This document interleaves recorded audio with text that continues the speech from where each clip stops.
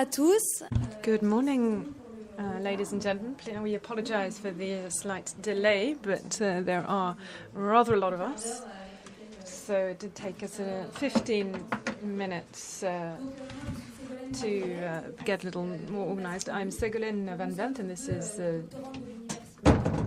Pasquini. We are both doctoral students in archaeology, and we thank you for being here to come and join us for this conference dedicated to ethics in archaeology.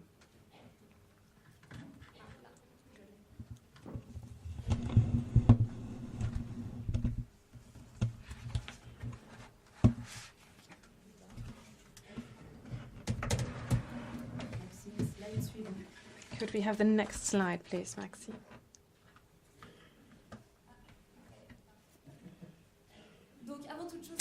So, first of all, we want to thank the individuals and institutions who have provided moral and financial support, and particularly the Subdirection for Archaeology at the Ministry of Culture, Université Paris 1, Panthéon-Sorbonne, the Doctoral School, the Doctoral College of Archaeology, the Foundation of the Maison des Sciences et de l'Homme, ARSCAN, and specifically the teams in prehistoric ethnology, environmental archaeology, and VEPMO, who have supported this conference using their own funds.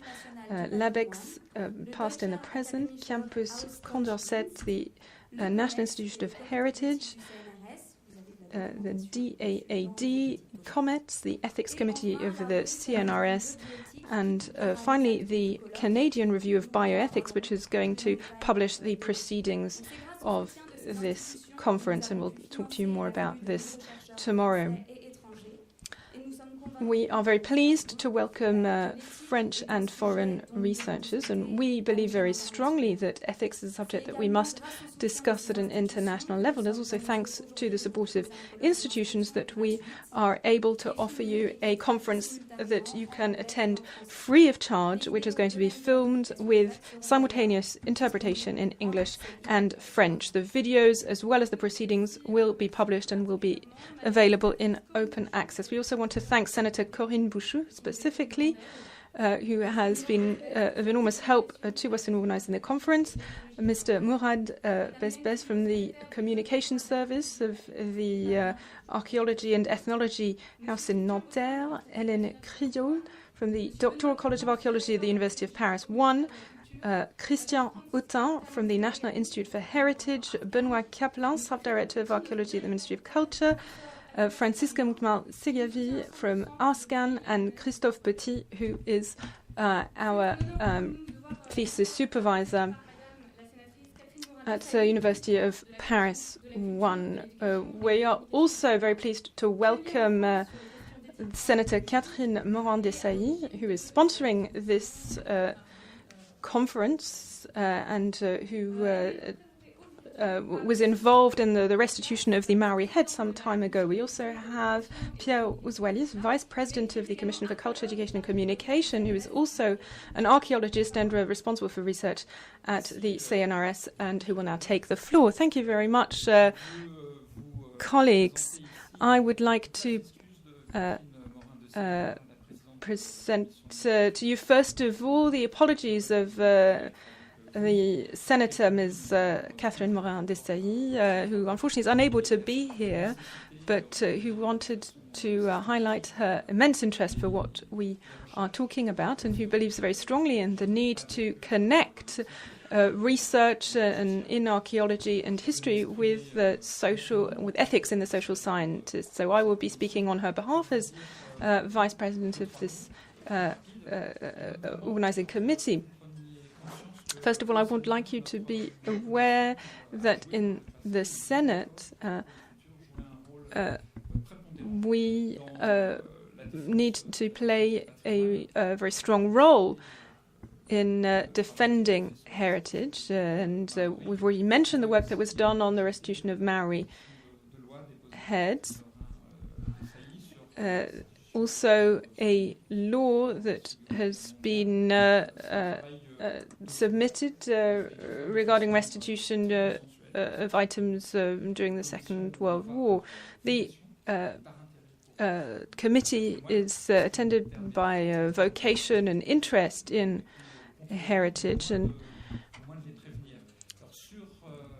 this, as regards the problems in archaeology, this committee has addressed a number of subjects, particularly regarding difficult questions such as the management of human remains, how this should be handled. This is rather a thorny issue. This area was handled in parallel by Archéo-Ethique. And he was thinking about this issue, and he wanted to try to define what should be the limits for people, what people should not do to human remains. There are three sections here, perhaps. Persons close to death, after for corpses, and then what happens to human remains after their death, and the different ways that archaeologists tackle this matter. And sometimes there is perhaps not enough thinking about the ethical aspect. There is a document that now serves as a guide for good practice, and this has been the basis of the work today, and we would like to continue working on this to try and outline a few guidelines to perhaps guide ethical behavior, but in particular practice. I don't want to go on for too long about this, but I have said these words on behalf of the chair of this conference. So now I would like to say a few words on my own behalf, just to say how very pleased I am to be here, and how much archaeology helps me daily in my work in the Parliament. I believe that this kind of thinking allows us to have more open-minded thinking about time, space, human society, that is absolutely essential to truly understand where our civilization is headed in this 21st century. Some people say that an archaeologist in the Senate is nothing more than a relic, but I I've shared with the Senate some thinking that we all do, which is really from the human sciences, humans in society, and something that really doesn't exist in political practice or in policy areas, is thinking about in the very long term. Politicians tend to think about the limits of their thinking tend to be the end of their term in office, whereas we think in the very long term, covering periods of time that are far, far longer, of course, hundreds, thousands of years. And this gives us a lot of distance as regards what we do. And I think you should be aware that this feeds into a number of different areas, including the Culture Committee in the Senate. So I wish you the very best of luck with this conference. Enjoy the conference, and know that we will continue to be working on your behalf. Merci beaucoup, Pierre. Thank you very much.